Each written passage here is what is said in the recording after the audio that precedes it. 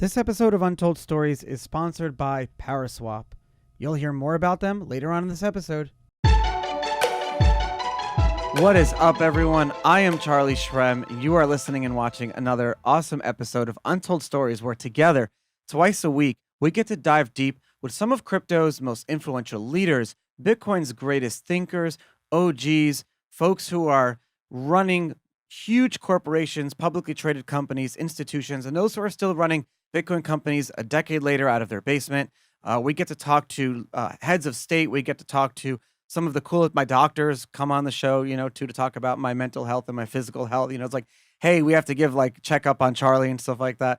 It's a great show, and happy New Year, everyone. 2022.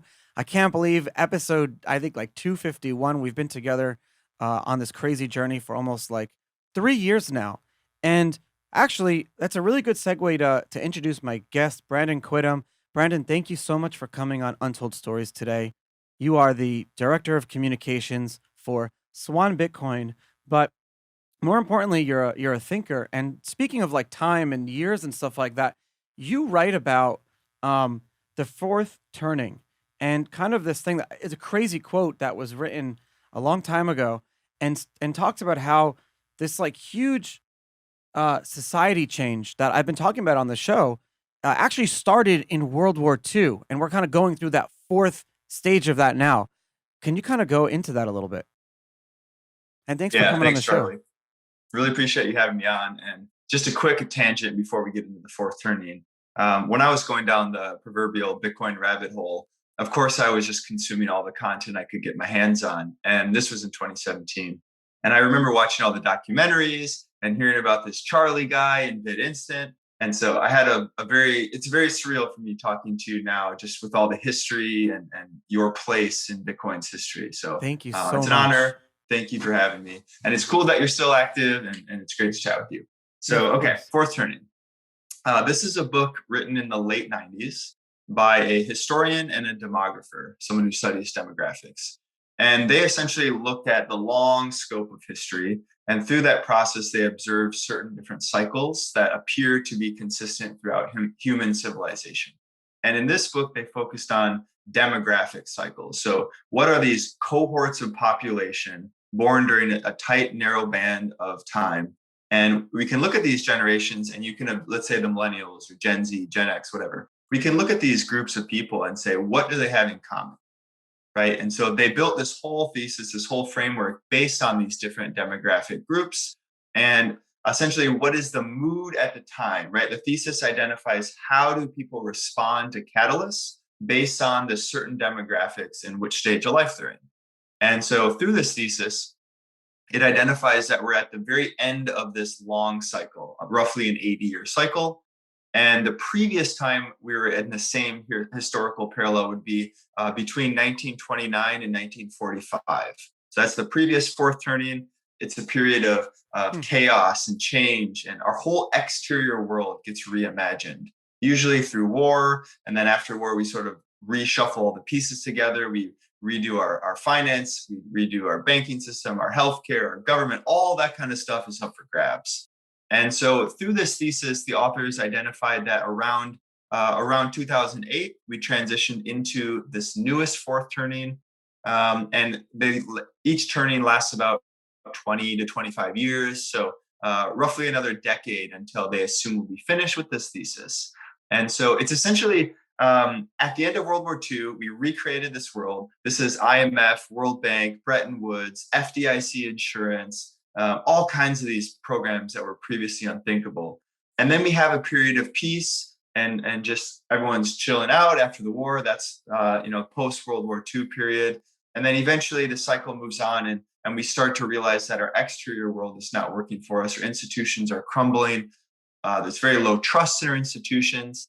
And people recognize that the world around us is crumbling, and it's time to make a change. And that's where we're at now. That's why you see so many people collectivizing. That's why you see power centralizing, right? It's as if our species recognizes the only way to make a hard change is to come together and do something big. And so that's where we are now. It's kind of a crazy time. It's a volatile time. And I'll leave it at that for now. It's almost scary that Satoshi foresaw the coming within 10 years, giving us the tools to create the whole crypto world that we have today. I mean, without him and without those early tools, without the early days of Bitcoin, we wouldn't have the reinvention of money as we have it today. Like, let's be real. Let's look at COVID as maybe that black swan event that created the that maybe like fast tracked this turning point that we're going in, this whole change. And all of a sudden, we lose trust in institutions. We lost. I mean, let's be real. The past few years of COVID is, if we're being looked at from like an alien population, is shameful. We should be ashamed of ourselves as a race because it was supposed to have been an event that brought us together. Our institutions should have been more balanced, and we should have had uh, a certain amount of distrust, but also a healthy amount of trust as well. It should have been a perfect balance, and the world should have come together, and we should have kind of went through that the way we would have assumed if a pandemic would have hit the earth, in 2015, how we would have dealt with, but we didn't. And so, do you kind of see, like you said, institutions falling? It's not just with public health; it's public money, it's public information, it's public everything as a utility. I mean, where do we go from here? Yeah, it's a good question. And I wrote this essay, Bitcoin and the Rhythms of History, right? Exploring Bitcoin through this fourth turning thesis. And initially, when I wrote this essay in 2020, I thought that the COVID response was going to unite the people, like you said, right? We have this common enemy. Let's work together. Let's put aside our differences and let's get through this thing. And that's certainly not what we saw. And I think the main reason, to your point, is due to lack of trust in institutions. And that's a very it's easy for us to sit here and say that, but where is that coming from? Why is that happening? And I think there's actually a pretty logical reason, which is that the institutions that we don't trust that are quote crumbling right now, they were built about 70 years ago, right at the tail end of World War II. Yeah. And so I think it's pretty natural for institutions to decay over time. And why is that? Well, one, because we were trying to solve problems 70 years ago that don't Mhm. exist or that didn't even, or sorry, our problems today didn't exist when we built our institutions. That's one problem.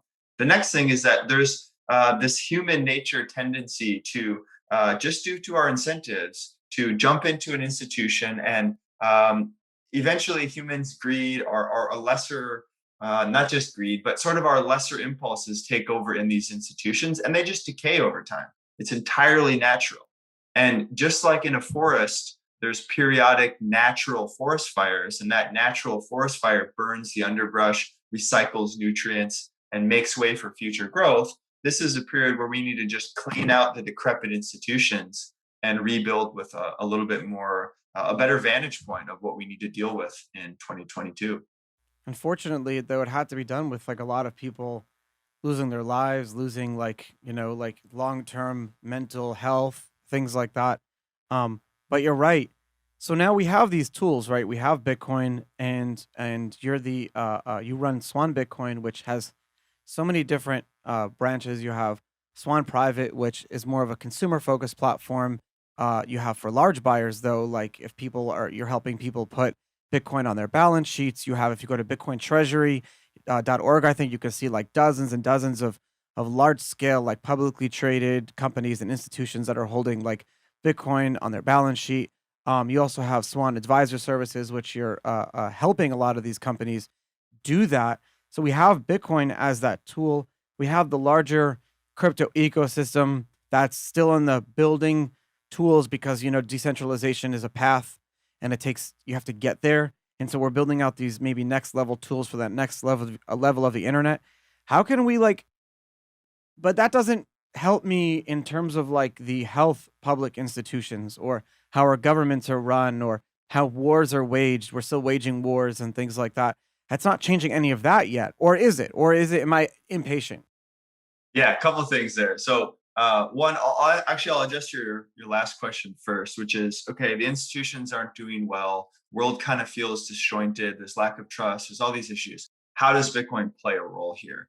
And I identify sort of two main problems in our world right now. One is that the world is chaotic and people demand order. We actually do want strong institutions, and we're leaning on our institutions, but they appear to be failing us. And in my opinion, they don't deserve our trust right now. So we need to get some more trust in the world, aka more stronger institutions. Okay.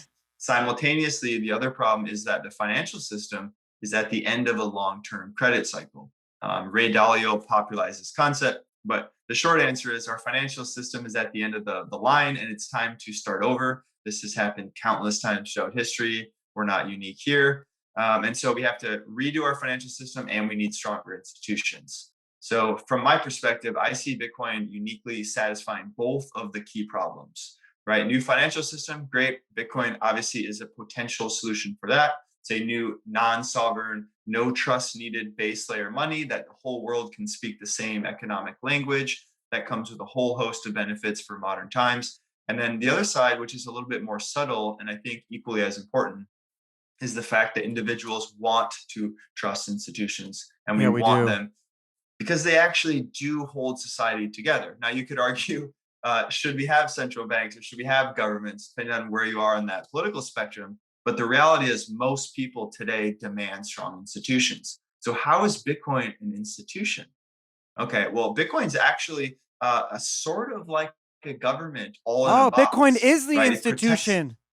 Jeez, I never Bitcoin thought about it is like the this before. institution. Holy mackerel. Yeah, it's a property rights in a box, right? It's the judge, jury, and executioner all executed in a single insular protocol upon which anyone in the world can leverage when they want to.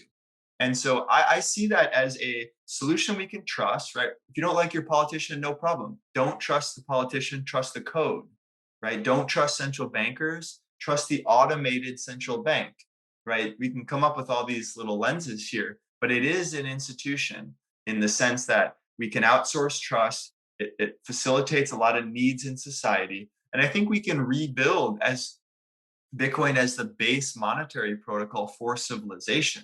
And this not only helps individuals, but this helps our entire species. Okay, how is that possible? Well, let's take one example. Right now, there's capital markets, as in if you're an entrepreneur, you can get capital for your business in a very small percentage of the world. Most countries don't have access to capital. So if you live in Zimbabwe and you're an amazing entrepreneur, maybe you don't have access to funding to get your awesome, amazing idea off the ground, right? So with Bitcoin in a Bitcoinized world, you can draw capital from anywhere in the world to get that person access. And if that happens, okay, new ideas are going to be brought to market. Most of them are going to fail, but the best ones are going to change society.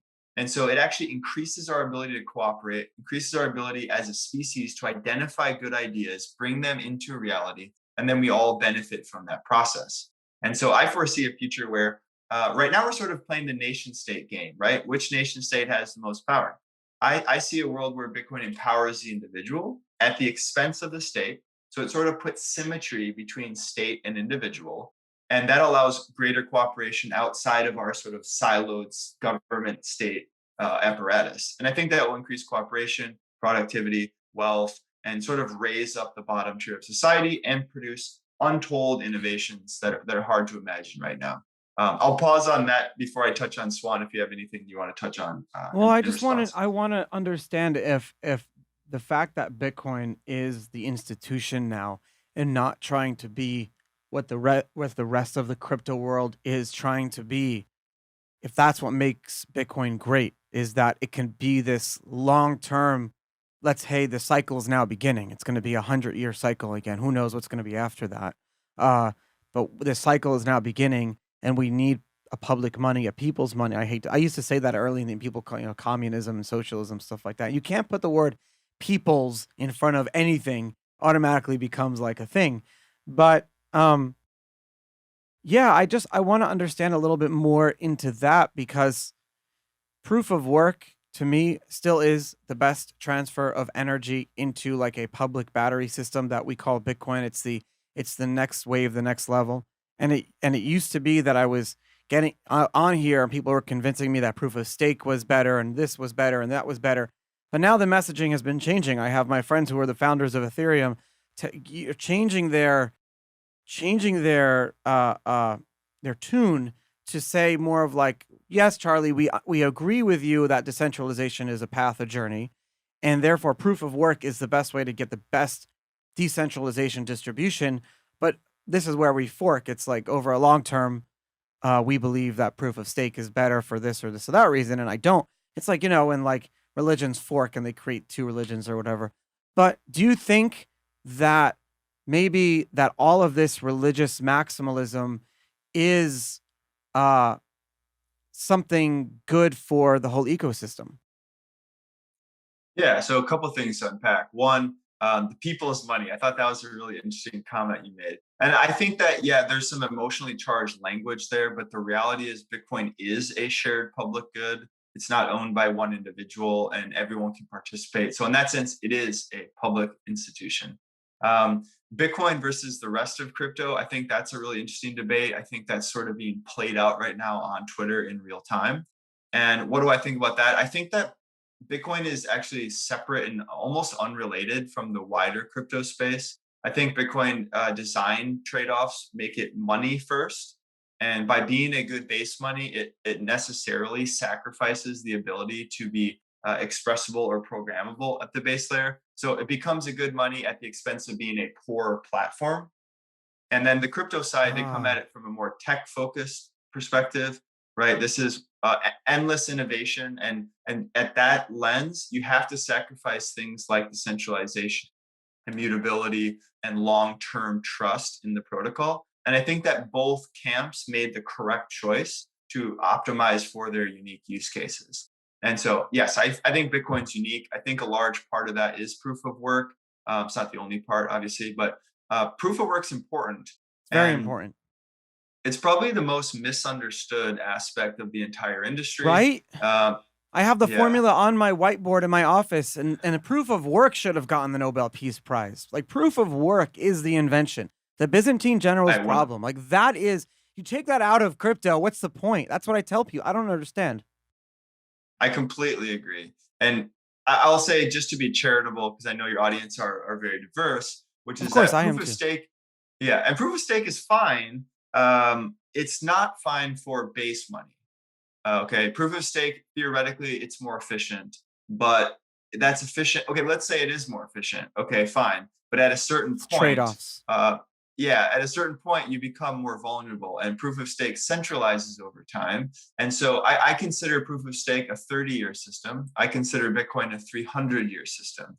And that's just simply due to the fact that if an attacker was trying to change the ledger in proof of work, the users have a way to attack back and regain control of the network. In a proof of stake system, if the primary economic stake colludes against you, the users don't really have a choice. And so, again, fine for technology, not more like a tech company, but not fine for base money. And so I think that's something that we should focus on. I think we should just separate them in our minds. They have different goals. Um, and another interesting way to attack this problem is that some people think that Bitcoin is boomer coin, right? It's boring, it's not as Boomer innovative, coin. Oh, etc. that's great. And which is Does that funny, make me a and it's boomer? it makes me a boomer then for Yeah. sure. But there's some truth to that in the sense that in the protocol layer, it's not as exotic, it's not as sexy, it doesn't do all these fancy things, blah blah blah. However, what makes Bitcoin interesting is precisely the fact that the protocol layer is simple. And what does that give us? Right? The implications of Bitcoin are the interesting part. The implications of a monetary system that humans can't mess with. That is so incredibly profound. And I think a lot of people miss the profundity of that simply because they don't understand money well enough. They don't understand the context around this innovation to deeply understand it. And so taking money away from governments, or at least having a parallel system that governments can't mess with, that has infinite potential outcomes for our species. And I think that's where Bitcoiners mostly spend their time. We say, okay, Bitcoin separates from state. What does that mean? And that's a quite interesting conversation. Where the crypto side would be more like, what cool new tricks can you do with this Hmm. thing? And I think that both ecosystems will probably exist long term. I personally care more about the problem of separating money from state, giving universal property rights to everyone on the planet, that's a mission I'm excited about. I think it's important, and I think it's probably 1,000 or 10,000 times more important than any of the hopes and dreams coming out of crypto land. Those are nice to haves. Bitcoin is imperative. Sorry to interrupt your regularly scheduled programming, but I wanted to tell you guys that if you're using PancakeSwap, Uniswap, DYDX, SushiSwap, you're doing it wrong. You need to be using Paraswap, because Paraswap is a user interface, a decentralized smart contract platform that sits on top of all of these. And when you go to Paraswap or untoldstories.link/Paraswap, because they're refunding your gas, if you go there, then you'll be able to, on top of Ethereum, Binance Smart Chain, and Polygon, look for the best prices for your tokens and swap and do everything in one predefined transaction on chain. Instead of having to do the approval to this token, to that token, to do all these different things, Paraswap does it all for you. It's decentralized. They just released their API version 5 that you can see everything. It's all open source. Very cool stuff. Untoldstories.link/Paraswap. If you're using any of the other decentralized protocols, you're doing it wrong, because you need to be using the routing, beautiful Paraswap routing system, and it's fully decentralized too. It's gorgeous. I'll talk to you guys soon. Traditionally, when you have from the time that you're born until you're in your 20s or 30s, the first time that you have access to an asset that is considered a universal property, for example, or something that is like this asset that can never be taken away from you. You can borrow against it. It'll grow with inflation of the world. If governments fall and rise, people fall and rise, that property should, continue to be part of that next, has been your house, your first home. Like, that's how upward mobility. And I'll just give you an example of someone very dear to me, a very, very close friend of mine. He has a very successful startup business and makes a low six-figure amount, but still in today's market can't actually get a home. They can't get a house. I mean, they've gotten pre-approved now finally, and there's a whole rigmarole with finding properties, cash. It's insane. But, we were joking the other day, and he's like, Charlie, thank God I bought that Bitcoin 7-8 years ago, because without that, just one Bitcoin. That's all he bought. Just one Bitcoin. That one Bitcoin that he bought, 2013, has allowed him and his family to sleep at night every single night for the past 7 years, 8 years, every single night, knowing that they'll be okay. And that's what Bitcoin has given me and everyone else who owns some of it. And is that what you're talking about when it comes to universal property rights? We want everyone in the world to have that same feeling. Yeah, exactly right. A couple of important points. One, when I say universal property rights, the key point there is that everyone on our planet has access to the same property rights system. Okay, what does that mean? Well, most people that listen to this, probably, at least most people in my network, are living in the United States or in other developed countries. In those countries, let's say Western Europe, the US, some other countries, there's strong property rights, meaning individuals have access to maybe land or financial assets or Bitcoin or any of these things. Those are ways to save their wealth, the fruits of their labor in an asset that, generally speaking, doesn't get debased too fast, and the governments don't come and steal it out of your back pocket very often. Now you go to countries like, let's say, Venezuela or Argentina, Cyprus, Greece, Turkey, along North Korea, a long host of other countries where the citizens are forced to obey the rules of an authoritarian government. And in that sense, their bank accounts get seized. They don't have access to financial assets to store their wealth. And so that all the citizens are running on a treadmill without the ability to store the fruits of their labor into the future. And now with Bitcoin, anyone can do this separate from their government. They don't have to suffer the fate of a failing government or a failing bank in their local jurisdiction. Instead, they can opt out. They can store their wealth in this other system. That has profound implications for the entire planet. It's the best thing for humanitarianism that's ever been invented, as far as I'm concerned. Now, back to your specific point in the US, I think, just generally speaking, young people do not have hope for the future. Oh, right? You can see this. Why don't you be blunt? Yeah, Yeah. you can see this let's take one example. I think everyone feels this in the West, but let's take an example of our media. Okay, what's the most popular genre? Things like zombie apocalypse, the world's ending, all these scary things. When we Yeah. talk about space, we don't talk about hopes and dreams. We talk about an alien race coming, or we killed ourselves, right? So that the whole zeitgeist is not optimistic.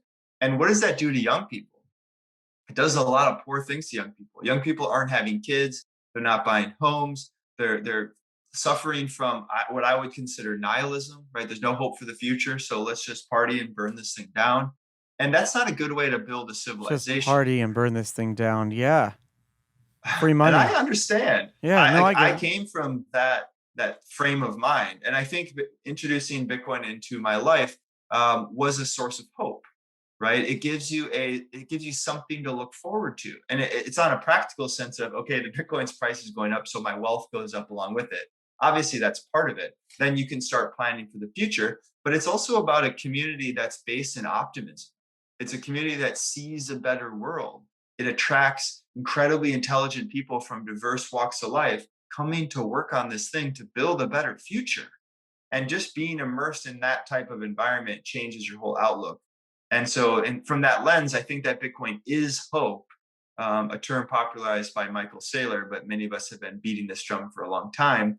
And so, young people, you see their lives transform by interacting with this thing. And that brings up a whole nother question. How could a white paper and some software change people's lives so profoundly? And I don't have the answer to that question, but it appears to be a force of nature, and humans interacting with it dramatically alter the course of their lives. The best trading advice, the best secrets to the universe, the best tips, the best like the best information that I've ever given my listeners ever is this right now.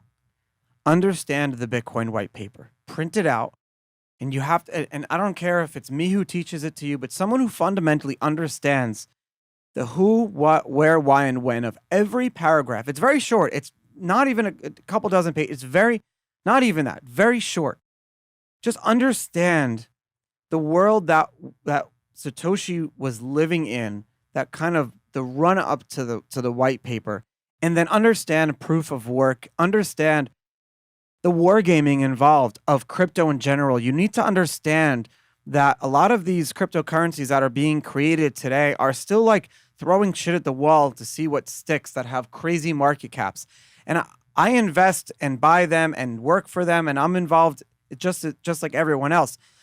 But at least, and I'm trying to be out here preaching to people, especially going into 2022, we can be going through crazy hyperbolic rises and crazy insane pumps and dumps. I don't know what could be going through, but I want to separate Bitcoin versus the rest. I always want everyone to understand that the rest is fun and it's great and it's cool for the now. But I wouldn't be having any more than 5-year investment plans in any of these things, personally, just because I don't know what the world is going to be like 5 years from now. And a lot of these coins, too, are subject to the same freezing, the same account takeover, the same reversing, the same double spending problems that all the traditional currencies have, anyways. So the media in the world is going to push the same information that Bitcoin is bad and crypto is good, because they want you to put your wealth into crypto and not into Bitcoin, because when it's in crypto, they can control it. Now, again, I own crypto and Bitcoin, but I just want everyone to understand the differences. That's literally my job here today, is to help everyone understand everything all the time. Yeah, well said there. And I agree with pretty much everything that you just covered. I think that's very good advice, right? There's a lot of new people. When you're new, it's really hard to differentiate between Bitcoin, Ethereum, and the other 10,000 other assets. And so having disclaimers and having honest conversations really goes a long way. Yeah. And a couple points I'd like to highlight here. One, about decentralization. And so the thing that makes Bitcoin unique is the fact that no one can change the rules, right? Every other monetary system, eventually the humans got in control of the money system. It works for a little while, and then eventually they make a change to the system, whether for greed, to benefit themselves, or because something bad happens and the state genuinely wants to step in and help. but by helping in the short term, they actually undermine the longevity of the system in the long term. Yeah. So Bitcoin cannot be changed. That's what makes it amazing. And with regards to the other protocols, they're not quite like that. They don't have this ability to resist a state level attack. They don't even have the ability to resist an internal mutiny amongst users. And it's playing out right now in the crypto markets, right? Let's take Ethereum for example. I think Ethereum is actually in an interesting position because what we're finding is that Ethereum is the most decentralized among smart contract Yeah. platforms, right? By far, It's going not as through that change decentralized as now. yeah, it's not as decentralized as Bitcoin, not even remotely close, but it's way more decentralized than, let's say, Solana or Binance Smart Chain, right? And so theoretically, users care about decentralization. But what the market's showing us is that in the smart contract wars, they don't actually care about decentralization. Users want UX, they want low fees, they want it to be easy and cool.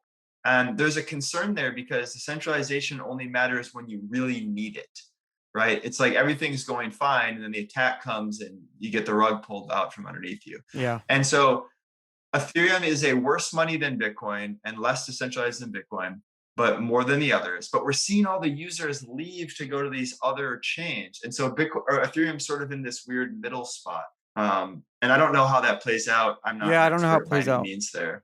Actually, I just did a whole episode on this about like, what I call it the bullish case for Ethereum, or like what the future of Ethereum is going to be, focusing on that. We did that too in another, to give myself a shameless plug. We did another episode about a blockchain, Steam, which was so great for a short time. It was like the utopia of crypto communities that I was part of.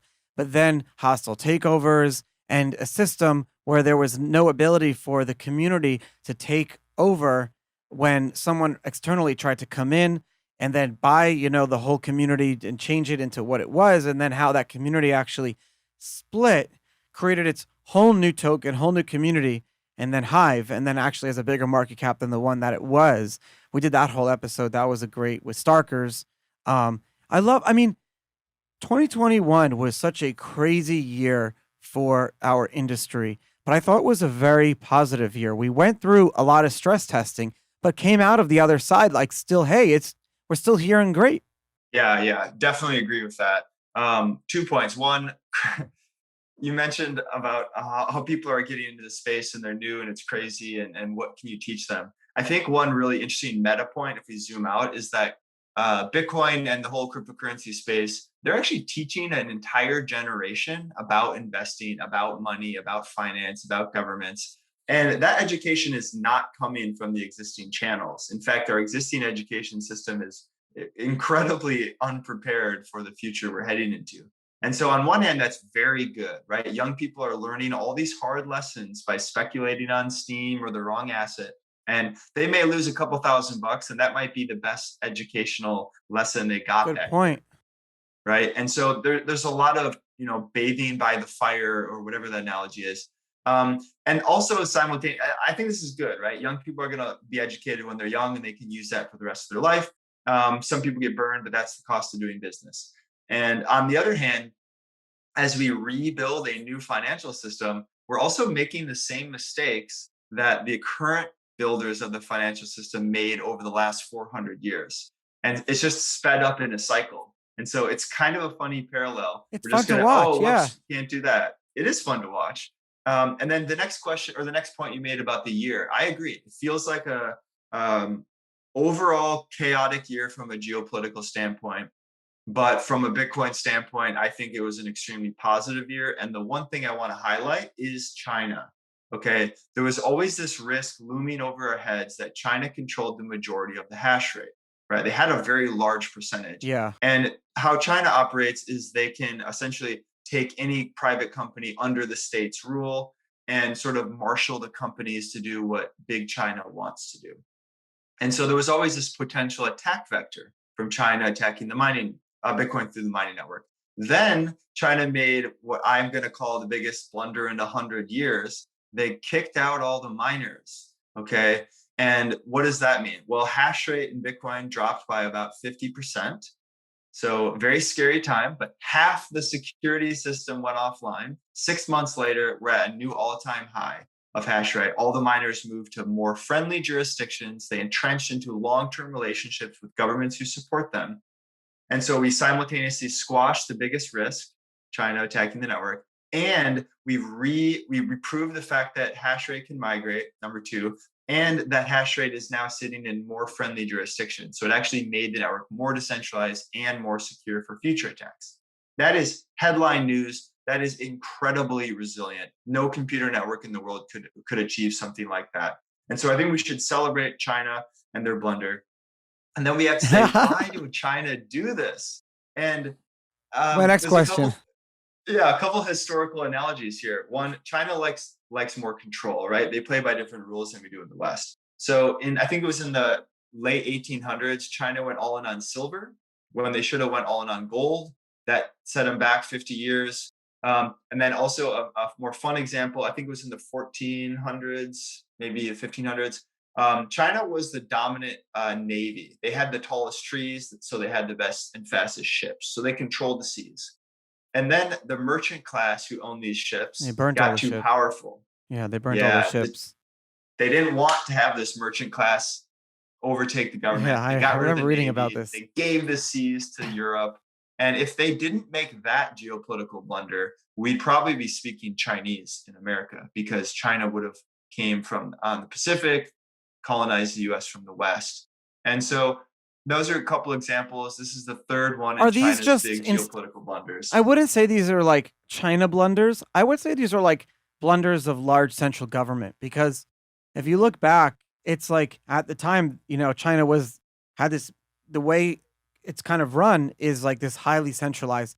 When we talk about billions of people being run by like effectively five people in a room, right? That's what it is. I mean, that's just an insane idea to think about.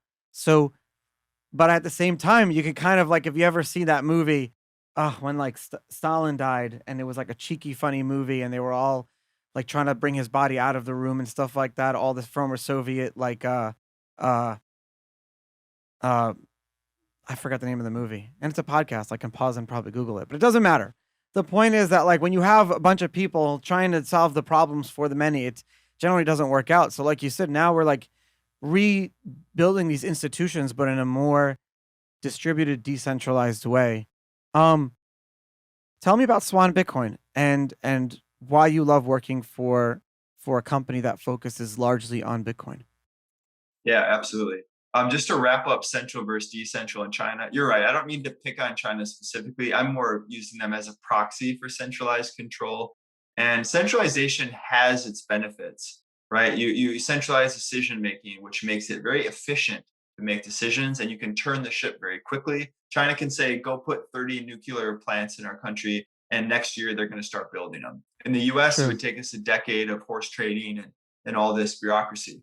However, that bureaucracy and that decentralized nature that makes America good, okay, maybe we're less efficient, but we're also more resilient, right? Our government and our constitution, how we do things, is the longest lasting form of government in modern times. So clearly there's something good about it. And we don't have the downside risks that China does for making these blunders, or the risk of authoritarian control over its people. So there are trade-offs. I much prefer the centralized model Yeah, same. in America in Bitcoin. With regards to Swan, yes, we are a Bitcoin only exchange. I absolutely love working there. I'll start with that. We have about 50 employees. Everyone is a Wow. hardcore Bitcoiner. And the thing for me, this is unique. I've never worked in a company where every single employee is ideologically aligned on Bitcoin's mission, right? Every company says they have a vision statement or a mission or all these corporate whatever. That's nonsense. That may work with 20 employees. That doesn't work with 200. It doesn't scale. Yeah. And I think being aligned under Bitcoin's flag might actually scale. Like when we show up in meetings, everyone's on the same page. It's question one, is this good for Bitcoin? Question two, is this good for Swan? And it changes the culture, it changes the relationships, it changes the motivation. And so I would say I can't go back to working for a company that the people aren't mission driven. It's totally changed things for me. What is Swan?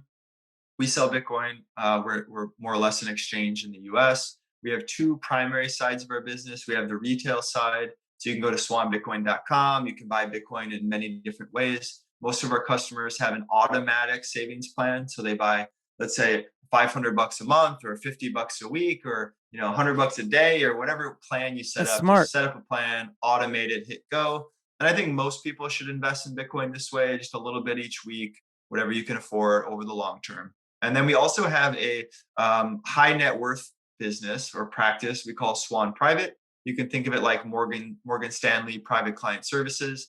But this is where you get a little more hand holding. You'll get a one-on-one rep. You can text them, you can call them, you can get tax planning advice. Stefan Livera is one of our reps. You can talk to him about Oh, cold that's so storage, cool.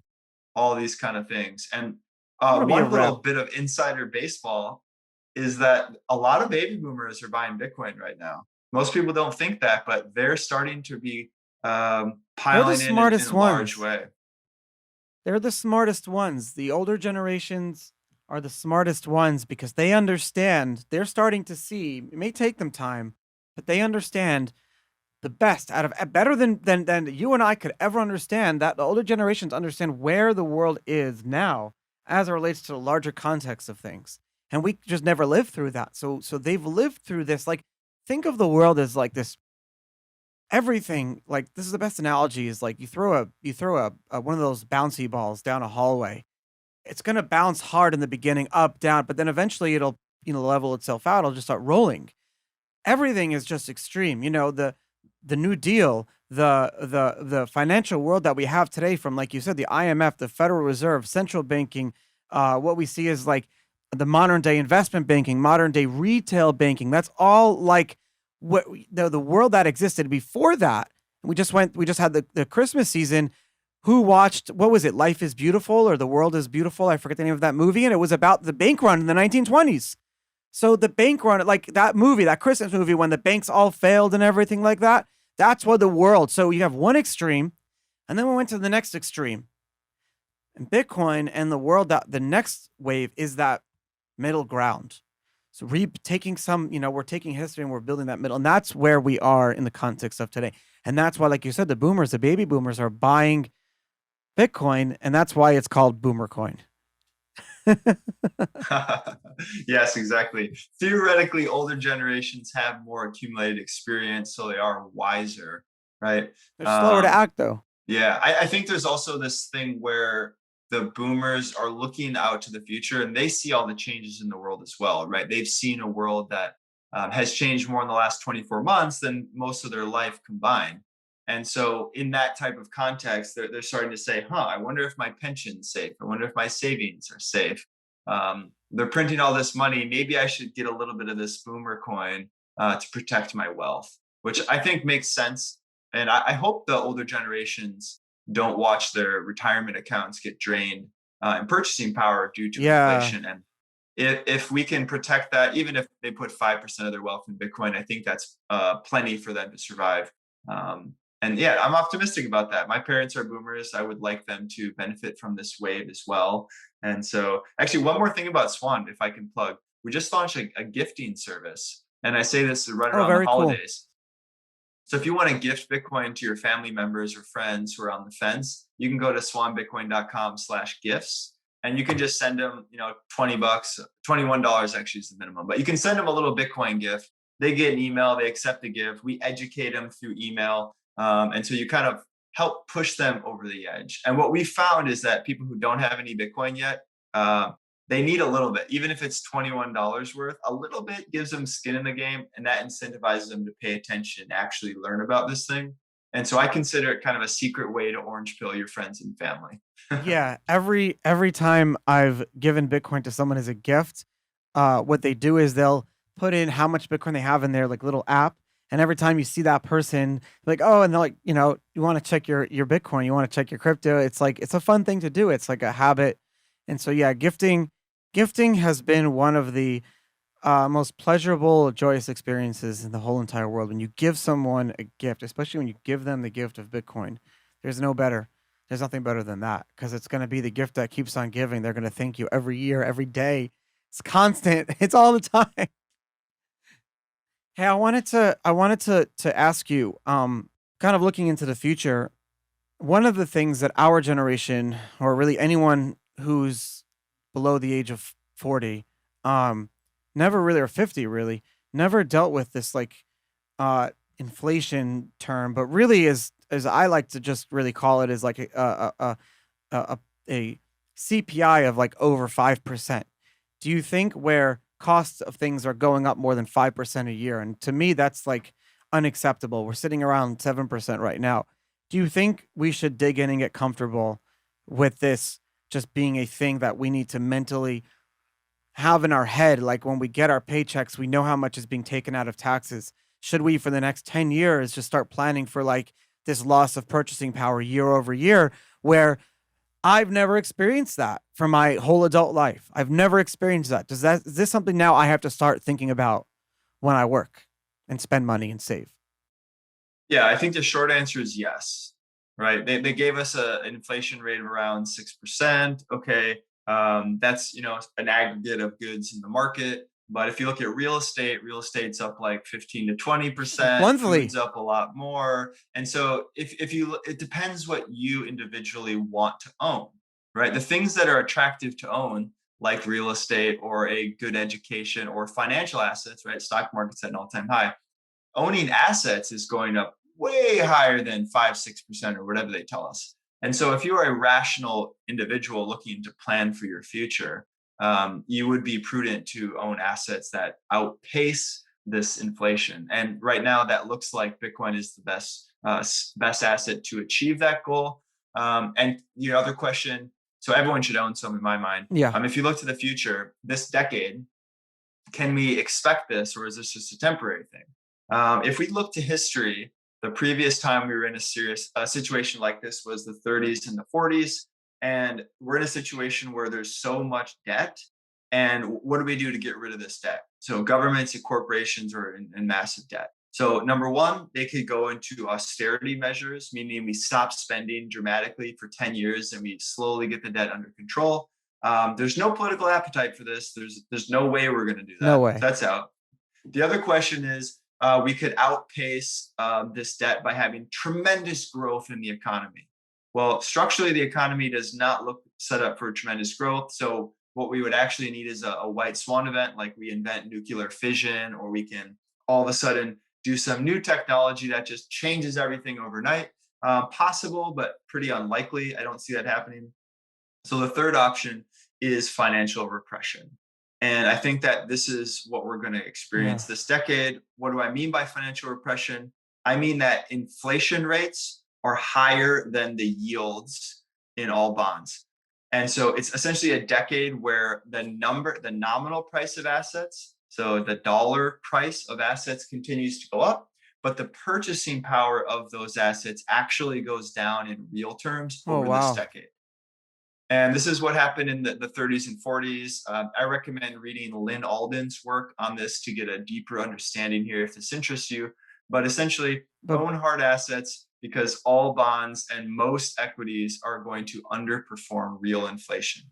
but And Brandon, so by the end of the decade, the yeah. last time this happened and the world had no way to like print more money, right? In the 30s, World War II was started because Germany had just this immense debt and was pushing their debt and all austerity and hyperinflation onto its people.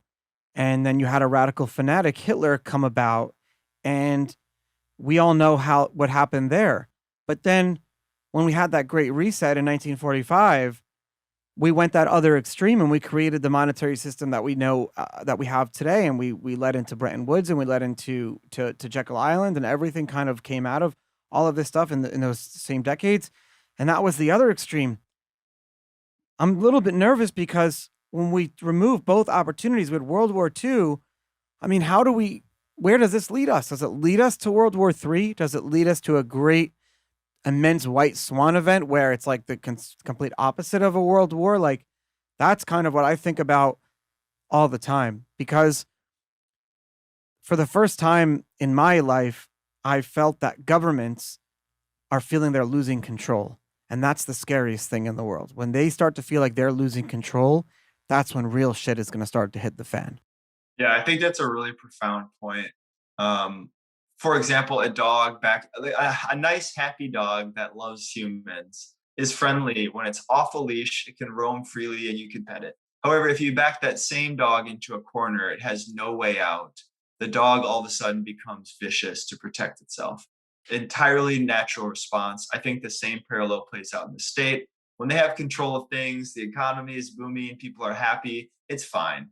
But when things are going very poorly, the state gets greedy, they steal more power and they take drastic action that hurts the people. And if we look at the 30s, for an example, what happened? Okay, right after the Great Depression, FDR's New Deal, we're trying to get out of this financial mess.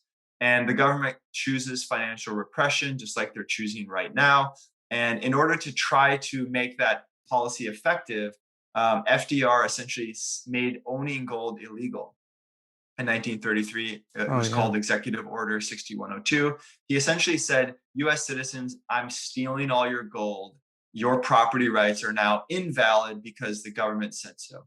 And that's not cool, first of all. It violates the social contract of governments and individuals, and it also forces the economic repression onto the citizens. Okay, the same thing could be said right now. They're looking at ways to ensure all citizens are screwed equally by this hard times that the government created. And so during this time, governments get greedy. In the 30s, they raised the marginal income tax rate up over 70%. They took away your access to gold, right? And so they took away a lot of freedoms in this process. And I think the same is going to happen in this decade. So I consider the government will go after low-hanging fruit first. This would be pensions, social security accounts, real estate, whatever is easy to tax or easy to confiscate. I consider that to be higher risk. Um, Bitcoin would be a target for this confiscation because I think it's going to garner a lot of wealth. But at the same time, it's not possible for the government to take someone's Yeah, it would Bitcoin. create a Streisand effect. It would create a Streisand effect. As soon as they start attacking it, it Everyone highlights start the buying fact it. that Yeah. it's And he can't needed. take it away. Exactly. And people are like, well, that's not going to happen. Okay, let's look at Nigeria. Nigerian people, they want to modernize. They want access to financial services. So they started using Bitcoin and it works great. And then the government says, oh, crap, all the people are using Bitcoin. We can't have that. So they temporarily made Bitcoin illegal. What happened? Adoption skyrocketed. The whole country chose to adopt it at a higher rate. Now I think it's over 30% of the Yeah. people in Nigeria own or use Bitcoin. And so it backfired on the government. And then the government said, oops, sorry, never mind. We can't enforce this law. And the same thing will happen in the geopolitical game theory with Bitcoin. Yeah. Some countries will ban it, other countries will embrace it. And you can't turn off the internet. You just push innovation out of your country. You can't turn off Bitcoin. You just push your citizens out from this potential opportunity. So I actually want to give you some cool tidbit about the Nigeria situation. I was talking to Ray, who owns Paxful.com, and they do huge amounts of money transfers of Bitcoin all over the world, helping people remittances, Philippines, Nigeria, Pakistan, things like that. And he gave me this actually cool tidbit of information. We had him on the show about Nigeria and its adoption rate. So because the adoption rate is so high, I don't know if you remember, like the biggest argument against Bitcoin being a remittance was that, yeah, you have to buy Bitcoin, send it, then sell it. He's like, well, in Nigeria now, Bitcoin is considered the multi-decade long-term savings of these large families. And these large families have brothers and sisters who live everywhere in the world who want to support the family back home. And so Bitcoin has become this like global bucket bank account for families for long-term wealth, where you can have Nigerians working, living all over the world, contributing to this massive family like bank account. And it's just blew my mind. Insane. That's what's happening. Wow, Yeah. that is so powerful. And I have such immense respect for Ray Youssef, CEO of Paxful, for doing this. Right, he's from Egypt. Africa has a special place in his heart. He's focusing his energy there, both for personal reasons, but also because the opportunity is ripe. Right, I think there's over 2,000 financial networks in Africa, and almost all of them don't speak to each other. So Ray comes in by leveraging the Bitcoin network to connect individuals all across the continent so they can do trade without being locked in their sort of siloed, separate financial networks. So tremendous respect there. I want to see him succeed. He already is succeeding. And your point about the diaspora is unique too, right? It's so Nigerians all cool. over the world sending money home, looking to the future, building. That is an amazing sight to see. That's like kind of the let's leave off the listeners and the community with that positive good news because that's really where the world is heading into. It's like more control, the family, the community, the home is as a sanctuary. Um, so like you said, I've noticed a lot more of like change in the world, but I don't know if, but I feel like social interactions and mental health has become a top priority for people going in the last year and the next years. And I, for one, think that is like a super positive thing. There's nothing better than more close friendships, more relationships, uh, being around people, having laughing without, I say like laughing without costing money. Like, how much fun can you have without having to spend? Try to go a few days without spending any money. Can you do it? Does your well-being, does your mental state, does it rely on, you spending any money? Then maybe take a step back and think about that for a minute. One of the reasons I moved down to Florida. But Brandon, thank you so much for coming on Untold Stories today. We freaking amazing show. Like awesome. Thanks, Charlie. Really, really appreciate it as well. And you're totally right about mental health. I think as a modern industrial society, we're living in our heads too much right now. We think we can just engineer all these problems away.